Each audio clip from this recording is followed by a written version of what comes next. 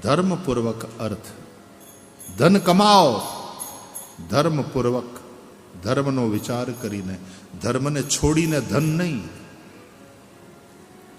ધર્મ बढ़े તો ધન बढ़े, ધન बढ़े મન बढ़ જાય, મન बढ़े મહિમા बढ़े, પછી બધું बढ़त बढ़त बढ़ જાય.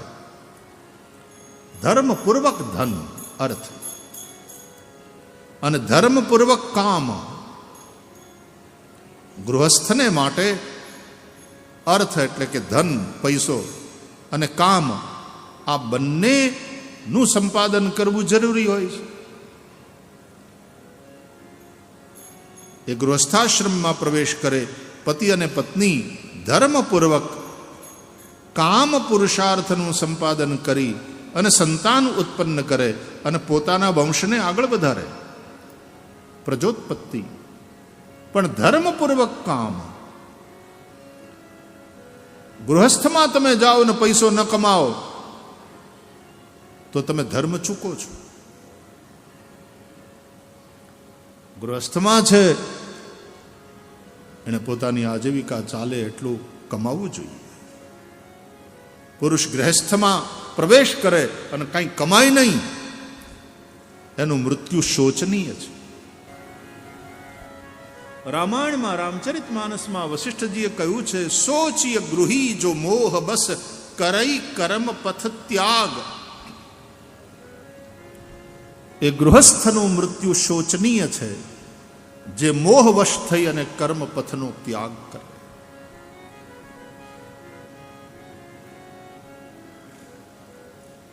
મુંબઈમાં એક પરિવાર, હું એને ઓળખતો, 70 વર્ષે બાપા રિટાયર થયા.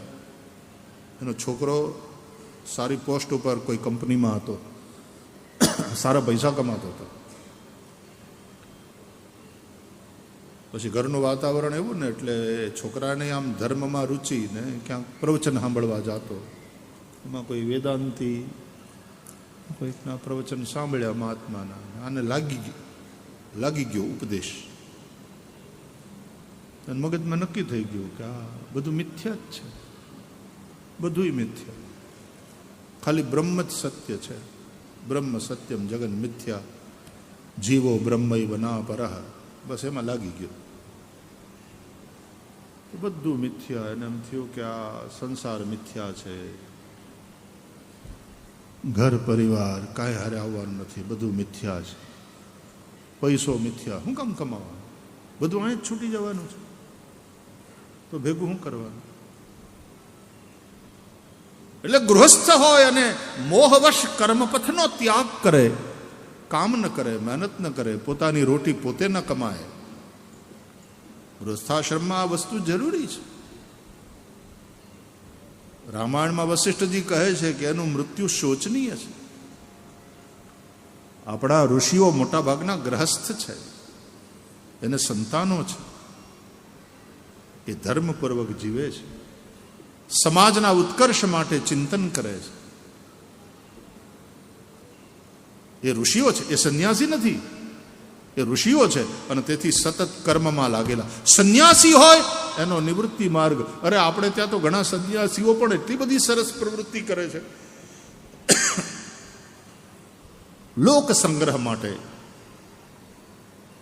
જન કલ્યાણ માટેની અનેક પ્રવૃત્તિ અનેક સંન્યાસી મહાપુરુષો પણ કરતા હોય. ત્યારે ગૃહસ્થોએ તો કરવી જ જોઈએ.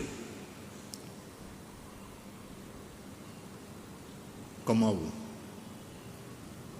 અર્થ અને કામ એ બંને પુરુષાર્થનું સંપાદન ગૃહસ્થ કરે ધર્મપૂર્વક, અને તો પછી મોક્ષની બારી એના માટે ખુલે. દાખલો સાચો ગણ્યો હોય, સારી સાચી રીતે ગણાયો હોય, આંકડા બધા એ પ્રમાણે મંડાયા હોય તો જવાબ સાચો આવે જ. અમારા જમાનામાં ગણિત શીખવાડતા પછી જવાબ સાચો છે કે નહીં એ કરવા માટે તાળો મેળવવાનો આવે. તો મોક્ષ એ તો જવાબ છે. પણ ધર્મ, અર્થ અને કામની બાબતમાં આંકડા સાચા મંડાવા જોઈએ. ધર્માદ અર્થશ્ચ કામશ્ચ સ કિમર્થમ ન સેવ્યતે.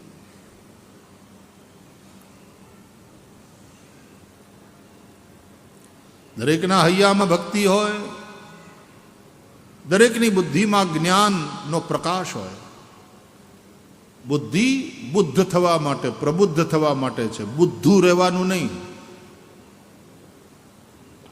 બુદ્ધિનો ઉપયોગ જ ન કરે.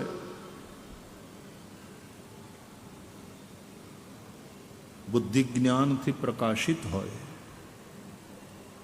અને મનમાં વૈરાગ્ય હોય. જ્ઞાન હોય ને એને ખબર છે કે આ કાયામાંથી અંતે હારે નથી આવવાનું, આ બધું જ નાશવંત છે. પણ દેટ ડઝ નોટ મીન કે માણસ નોકરી છોડી દે. તો ઓલાને એવો વૈરાગ થઈ ગયો વેદાંતની વાત સાંભળતા સાંભળતા, તે સારી પોસ્ટ ઉપર સારી કંપનીમાં નોકરી હતી, એ વખતે 1.5 લાખ રૂપિયા કમાતો હતો, નોકરી છોડી દીધી. બોલ, એ કે બ્રહ્મ સત્યમ જગન મિથ્યા. તે 2-3 વર્ષમાં ભૂખે મરવાના વારા આવ્યા. અને એના બાપાએ 75 વર્ષની ઉંમરે, એ મુનિમ હતા, મહેતાજી હતા, હિસાબ કિતાબ લખતા. તે 75 વર્ષની ઉંમરે બાપાએ પાછું કામે લાગવું પડ્યું. કારણ ઘર હલાવવું કેમ, ભૂખ્યા મરવાનો વારો આવ્યો. આ છોકરાએ આવી સારી નોકરી છોડી દીધી. બ્રહ્મ સત્યમ જગન મિથ્યા.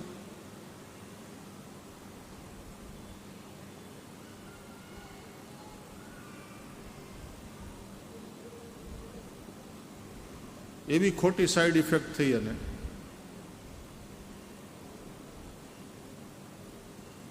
એ બાપા મને કહેતા હતા, મને કે શું કરવું ભાઈ, 75 વર્ષની ઉંમર, હવે શરીર કામ નથી કરતું, પણ તોય 2-3 છૂટા કામ, હિસાબ કિતાબના કામ રાખ્યા છે, કમસે કમ રોટલો તો નીકળે. આ તો બ્રહ્મ સત્યમ જગન મિથ્યા કરીને બસ વેદાંતની જ વાતો કરે.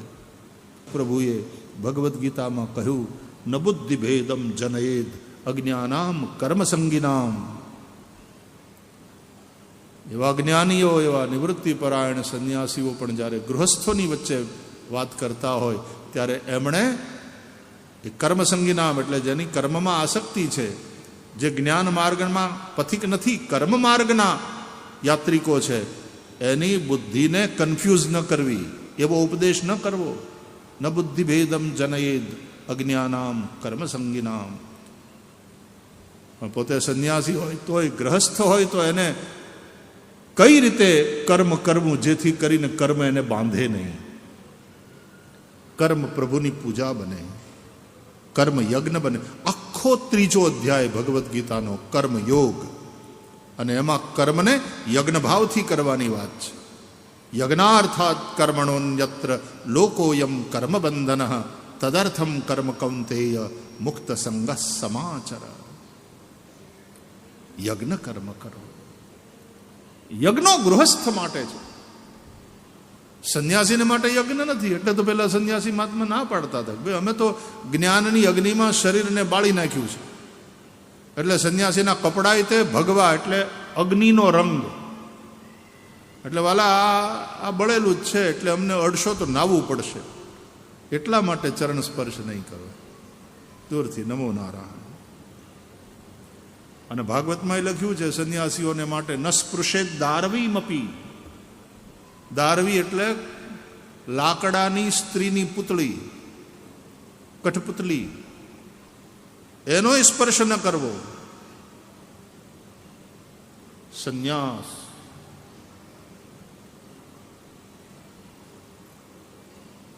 એટલે કે બાપા અમને એટલા મહાત્માની વાત મને એટલી ગમી કે બાપા આ તો રાખનું રમકડું છે,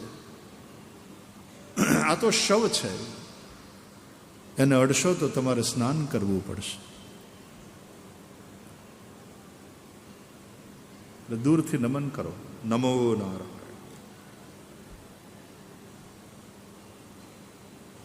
સંન્યાસીએ જ્ઞાનના અગ્નિમાં પોતાનું શરીર બાળી નાખ્યું. એટલે સંન્યાસીને પછી અગ્નિનો સ્પર્શ કરવાની છૂટ નથી. એટલે સંન્યાસી હોય એ પોતાને માટે રાંધે નહીં, ના રાંધી શકે, એ યજ્ઞ પણ ન કરે, એ જ્ઞાન માર્ગી છે.